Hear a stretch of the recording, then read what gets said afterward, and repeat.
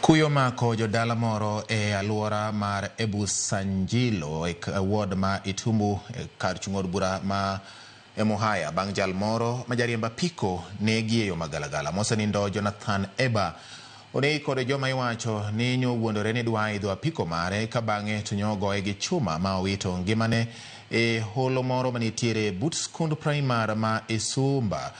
Jonyuol olero kaka en jal ma ogen ne odgi kendo thone oweyogi marach. Minode Selina Akoya olero kaka mosenindo Jonathan nyiso luoro kuom tho mar joriemba piko madhi nyime aluora mar Muhaya kod Luanda. Kabende owacho ni timbego osekelo luoro mathoth. Joriemba piko koro dwaro mondo okaw ndamo mar chik ne jogo mosefweny ni timo monj makamago. Nini wameshikwa? Sisi hatuna haki ya kuishi hapa Kenya. Vijana wetu wa bodaboda wameisha. Wezi beba hata mtu usiku, unamalizwa. Na wenye wanatumaliza ni wenye wanatujua vizuri sana. Sasa mimi nashindwa. Tafanya nini? Ananiwacha uchi. Sababu huyo mtoto ndiye na mimi nategemea yeye. Mimi ndio baba yake. Amepigwa mapanga soka.